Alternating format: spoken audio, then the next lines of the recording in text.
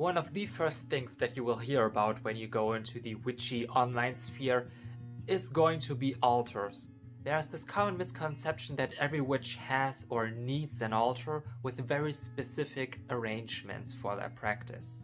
And while this may be true for some, and even for many, it's not true for all. Showing a lot of décolletage today.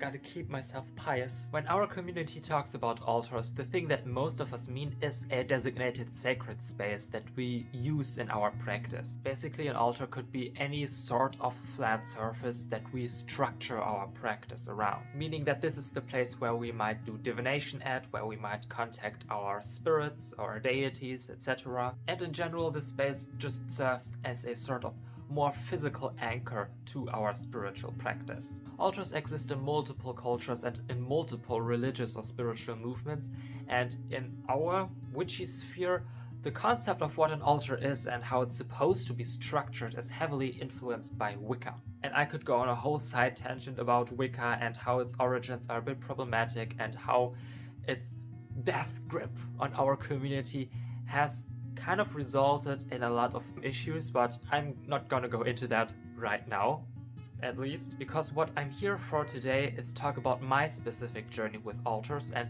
give you guys kind of a direct look into what a witch might do and how a witch might go about structuring their altar and how it may change throughout their practice. Basically, I'm also just trying to warn you to not make the same mistakes that I did. Now, a quick little backstory to that. I grew up with certain German folk magical practices that didn't register to me at the time as folk magic. So when I then came into contact with the online witchy sphere, which is very explicitly and overtly witchcraft, I didn't even connect the two dots as being kind of related. So I structured my altar on what I thought the online witchy community would approve of. And then over time, as I made the connection back to German folk magic, my altar kind of changed and adapted to that practice, and I moved away from the Wicca-influenced altar structure that we commonly see online. Now you and I are going to be reacting to my altar throughout time, because I've made a half-decent job at documenting all of those changes, and I'm going to give you my 2 cents on those changes. So, my first altar. I would say it's very much a product of the circumstances which led me to create it. I mean, all of this is kind of random stuff I threw together because I thought it would look good on the altar. And I'm just looking now, and I think the only thing from that altar that's still on my current altar today is that black obsidian stone, I think it is. I think it's obsidian. And I got that from my grandparents, who got it from my grand uncle after he passed away. So it's kind of a heirloom of sorts with magical connections to it. Because the first time I held it, I actually got an electric shock, and I didn't know that was even possible from obsidian, and my grandparents also didn't have that reaction. So I thought to myself, well, this probably means something, I should put it on the altar. Fun fact, that altar cloth that you see there is actually one of my unused cotton diapers from when I was a baby. I mean, we didn't have anything on hand, and I just thought, well, white goes with everything, kinda, so I just went for it. Sadly, and you'll see that in a minute, over the time it got really dirty because of all the wax and ashes that I had on my altar. And the fabric wasn't really that strong anymore that it could withstand the washing machine, so RIP old diaper, I guess. So we have my first grimoire there when that was still like not finished and in use. I actually made a video about my grimoires and this grimoire specifically as well, and you can watch that somewhere here. I don't know where it'll pop up or if it will even pop up, but anyways, it'll also be linked in the description. That bowl that you see there has come in use quite a lot for smoke cleansing. This is where I put the herbs to kind of burn them. Back then I used it to hold salt, and it was like industrial prepared salt, and when you have salt on your altar, I recommend you use like sea salt, because at least to me the latter has more of a energetic vibe. Maybe you will feel the same.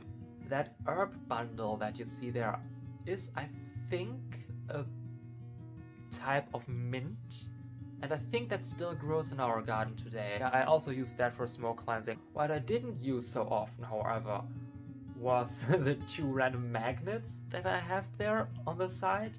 I don't know what those were for, like what I intended to do with them. Also, I rarely used that purple glass bowl that I got from IKEA. I originally intended to use it for divination, but I rarely did because it didn't work that well with me. I thought that the bubbles in it would help me to scry, but it never really worked out that well. I've had better scrying sessions by just staring at some carpet for a long time. And you can also see the Wicca influence by the position that the candles are in. In Wicca there is the sentiment that on your altar you'll have to have 1 god candle and 1 goddess candle, and the god candle is supposed to be more like dark colors, more like black, and the goddess candle is supposed to be more white. And then the candle in the middle was just my working candle. This was the one that I mainly used for spells and to light herbs on fire, for example. And also a fun fact about the wand that I had on the bottom of the altar. I used it for quite some time and I got a lot of mileage out of that, and I think I would consider having a wand again sometime in the future, but maybe not so soon. When I didn't have any bigger use for it anymore, I cut it into tiny little pieces and made my rune set out of it. I do wish that I knew what kind of wood that wand is made out of. I mean, I made it myself, but I just got the wood by going into the forest and feeling the vibes, and then on a specific point where I felt called to, I just picked up this random stick from the forest floor and made my wand out of it. So yeah, if I ever make another wand, it will probably be hazelwood, because there's a special association with hazel and wands in German folk magic. Okay, next up, yeah. This is where you see the mess starting to begin. And you can already see there's a lot of damage on that altar cloth from the amount of ashes and wax that I poured on it. Sorry. But you see, I've already upgraded to my 2nd grimoire at that point, and I got an old playing card set from my grandma that I used for divination, and I still sometimes use for divination, but it's not on my altar anymore. The cat that sat on my grimoires was supposed to be some kind of protector. I channeled protection energy into it, but it kind of just kept falling off of the grimoires, so I came up with a new plan somewhere down the line. And in the back you can actually see what I think is my first spell jar, as well as a petition. I don't quite remember what that spell jar was for. I think it had something to do with luck or general sweetness, because I think I can see apples in there, and I'm pretty sure that I remember that I also put honey into that and sugar. In German folklore, the apple is generally associated with good fortune, life, and luck. So I think I just tried to brighten up my life a bit. But I don't remember what I wrote in the petition in the envelope. Also, I feel like I need to explain the 4 random jars with painted lids that are on my altar at that point. I originally wanted to have like a representation for each of the 4 elements within them, but that never really came to pass, and nowadays I just use them to store different kinds of trinkets and herbs, for example. Right now I have sting nettles stored in the red jar, some seeds in the blue jar. The green jar is just my ash jar right now, where I put all the ashes from my spells into, and then I usually use the jar with a yellow lid to store lavender or lavender seeds. We also have a bunch of other random shit, like a glass of water, another kind of glass bowl situation that I try to use for divination, a makeshift pentagram made out of toothpicks in the back, and another magnet. This is one of my most disliked altars, I feel like, because all of the grime on there kind of inhibited my magical practice quite a bit, and it almost was exhausting even looking at it, because I was like, ugh, there's so much dirt on there, and I can't even clean it all up because it'll be dirty so soon again. Yeah, I did not have a lot of fun with that. So this is why I got rid of the altar cloth, cleaned up everything, restructured everything, and we get to my next altar. At first I was kind of iffy to remove the altar cloth, because the internet said that you of course need an altar cloth for your altar. But at that point I just decided that I'm not Wiccan anyway, so why adhere to Wiccan standards? It's way easier for me to clean up without a cloth that could get dirty. So I was just like, fuck it, and I structured the altar more in the ways of how I wanted it to look. Also, I added a bunch of pictures of family and friends in the back to kind of center it more into my regular day-to-day life. And see that I also added my tarot deck at that point, and a makeshift teddy bear stuffed figure kind of situation on the left. And this doll is called Frankenstein because I and my grandmother made it out of a bunch of different kind of cloth. It's filled with rice and has a walnut for a brain. That was my idea, by the way. I made this when I was about like 9 to 12 years old, and I just wanted a creepy doll at that point.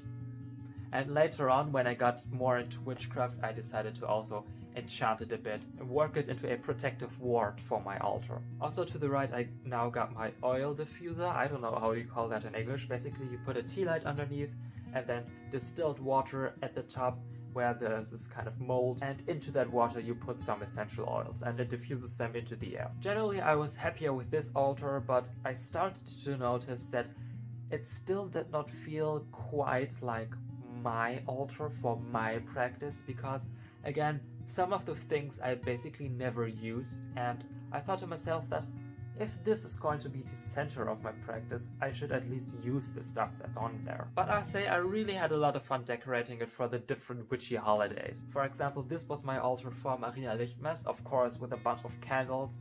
I even put my mint plant on it because the theme is sort of new life and sprouting life, so I thought, well, just pop a plant on there. And that mint plant, by the way, is still alive outside in my garden. And on that offering dish I have self-made 𝔇𝔢. I don't know what the English translation for that would be.